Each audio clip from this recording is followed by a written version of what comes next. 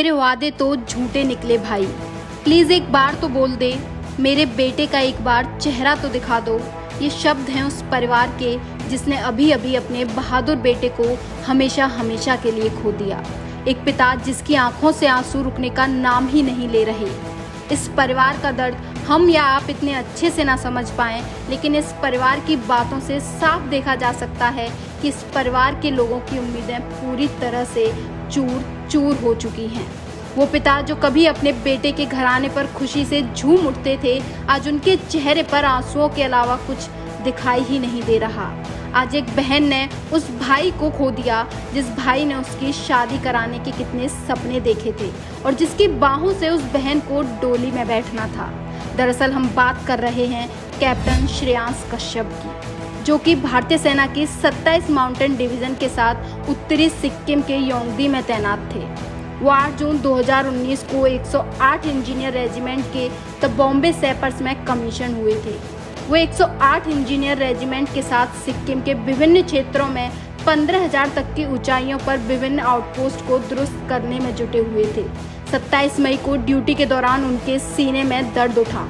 प्राथमिक उपचार में स्थिति नहीं सुधरने पर उन्हें चंगथांग स्थित 327 फील्ड अस्पताल में ले जाया गया और उसी दिन दोपहर 2:45 बजे डायलिसिस पर रखा गया।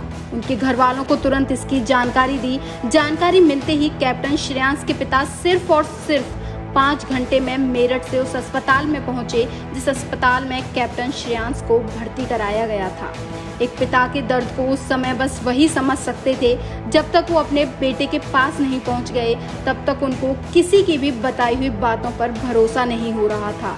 कैप्टन श्रेयांश को 24 घंटे में 7 बार हार्ट अटैक आया था, जिसके बाद ऑक्सीजन की कमी हो जाने के कारण कैप्टन श्रेयांश को 8वीं बार अटैक आया और इस बार अपने पिता की आंखों के आगे ही कैप्टन श्रेयांश जिंदगी से लड़ते लड़ते वीर गति को प्राप्त हो गए।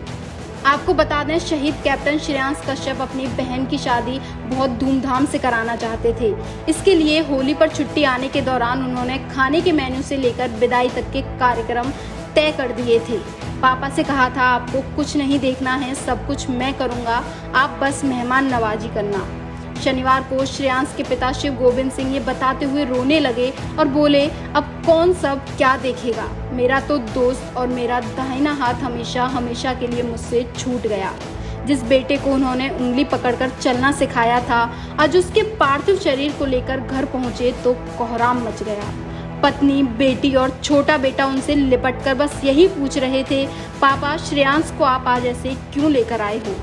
जब भी वो आता था सबको हंसाता हुआ आता था, ये आज कुछ बोलता क्यों नहीं है?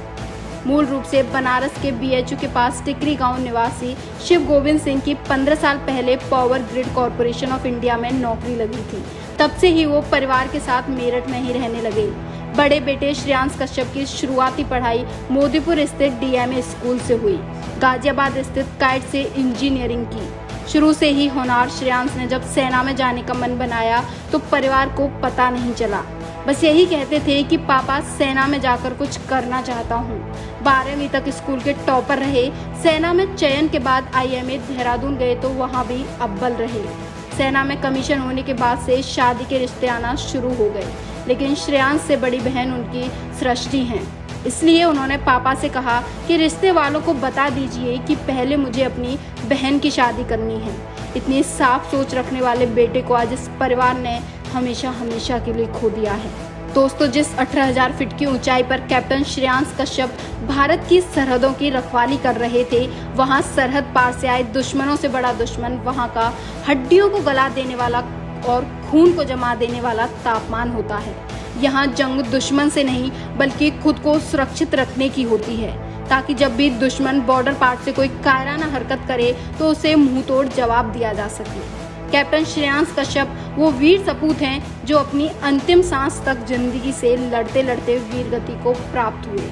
भारत माँ के इस लाल ने महज 23 वर्ष की आयु में देश के लिए अपना सर्वोच्च बलिदान देकर ये साबित कर दिया कि एक सैनिक जीता भी भारत की रक्षा के लिए है और बलिदान भी इसी मिट्टी में दोबारा जन्म लेने के लिए होता है।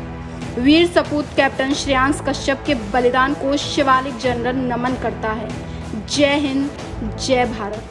अगर आप ये वीडियो YouTube पर देख रहे हैं तो हमारे चैनल को सब्सक्राइब कर बेल आइकन दबाना ना भूलें। अगर आप हमारी वीडियो को Facebook पर देख रहे हैं तो हमारे पेज को फॉलो और लाइक करना ना भूलें।